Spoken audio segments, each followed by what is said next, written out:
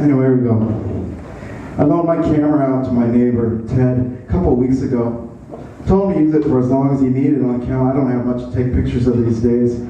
My wife, bless her heart, she's been gone for over a year now, and my kids, my two boys, well, they live in different parts of the country. They come and stay with me on Christmas every other year. Other times, it's just me and my dog, Hilda.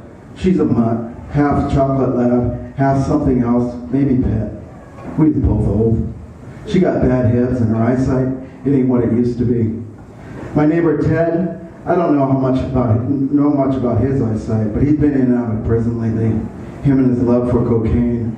Hoped he wasn't using my camera to take pictures of stolen goods, but really when it come down to it, that was none of my business. 2 days ago, my neighbor Ted, he died. He still has my camera. Ted wasn't as old as me and Hilda at all. He was in the middle, somewhere around 45 years old. Shame, really. Somebody have to go so young like that. The cops' lights, rotating epileptic blue coming through the opening in my living room curtains, interrupted one of my favorite TV shows and my chicken dinner. Them lights making me get up off the couch and onto the front porch to see what was going on.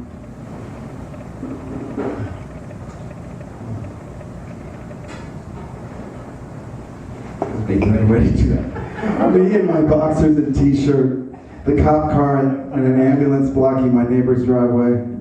I rolled up a smoke and lit it so I could have something to do while I gawked.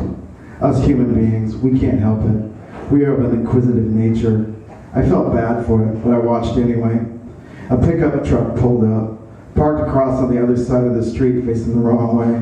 Big truck, probably a one-ton, white, with one of those shiny aluminum box canopies that sit on the bed of it. 2 doors in the back that open all the way up from top to bottom. An emblem on the door, medical examiner. Medical examiner is just a fancy term for coroner. Almost 40 years before, in a truck like that, there for my best friend, Pete. I truly loved him. We was like brothers without the blood. He used to sit up all night writing and singing songs and dreaming about being the next rock and roll Beethovens. Pete and his 2 roommates, they was having a party. I know I say I can remember it like it was yesterday, but for some reason I can't figure out what the occasion was. Maybe because there wasn't any occasion. Maybe because the occasion was we just liked to party. Me and Pete smoking heroin, chasing the dragon's tail around bits of aluminum foil with a lighter and a straw, drinking, having a laugh about just anything there was to laugh about. Pete, a big person to me, with a big voice to match.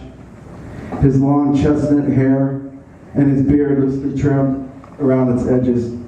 One of those people you just like it when he's around.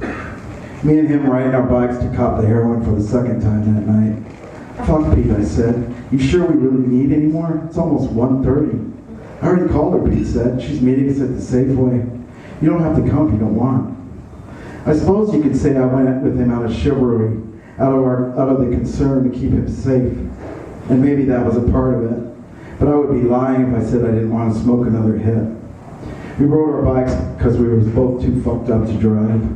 It's a hell of a lot of fun riding around bikes when you're too fucked up to drive. Everything, one thing after another until we were back partying at the house. Me reminding him not to go overboard when I found out he was doing ecstasy too. You can't mix all them things up, Pete. I told him it could kill you. That's the part of the story I always put in when I tell it. I know it sounds like a lie, like something I put in to show everybody that what happened to Pete wasn't my fault. Me on my bike getting ready to ride home at the end of the night, the front door open, Pete's big open heart, the big hug between us, the hug that neither one of us knew would never happen again.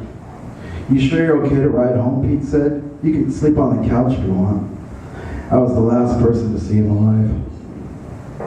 The call woke me up at 6 a.m. the next morning. It was Pete's roommate. She was hysterical. He's not moving. I can't wake him up.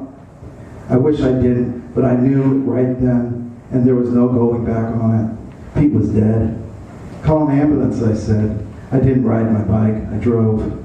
The ambulance was already there in the driveway, and a cop. There was a cop's car there, too. Pete laying on his back on the couch. They hadn't moved him yet. He was blue. He didn't look peaceful at all. He looked not yet. Not yet, meaning he looked like he wasn't willing to go anywhere. It wasn't in an expression he wore on his face or anything like that. It was more like it was something in his aura. If a dead person has any kind of aura left. Maybe it was because I loved him. Maybe I could see his aura because I loved him. And a little part of me hated him for taking his love away from me. Selfish, really. I sat down in the driveway for a long time and wept. My ass on the hard cement, my head between my knees. The coroner truck came, the big white one with the aluminum box. Watched them two men wheel Pete out, strapped into a gurney.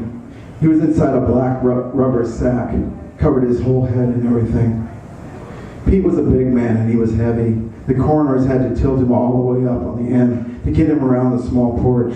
I watched his head bump the bottom step on the way out. They handled my friend familiar, like he was furniture. I never waited around for them to bring my neighbor Ted out on his gurney. Don't know how they got him out, really. Don't know if I could stand having another image in my head of something like that again. This morning, Ted's mom brought me back my camera. I told her how sorry I was, asked her if she needed anything. She told me the funeral would be in a week or so. I gave her a hug before she went home. The weight of my camera in my hands, one of those small digitals you can buy at a bargain department store. I turned it on. To tell the truth, I was a little apprehensive about finding out what kind of pictures my neighbor Ted had left on there. I pushed the button to show me the file. There was nothing there. And I realized I didn't have one good picture of me and Pete together. Me and him sitting together on some couch laughing our asses off, or singing some song together, or just standing there playing with our arms around each other and big-ass grins on our faces. The last time I ever saw him alive. The last time I ever saw him dead.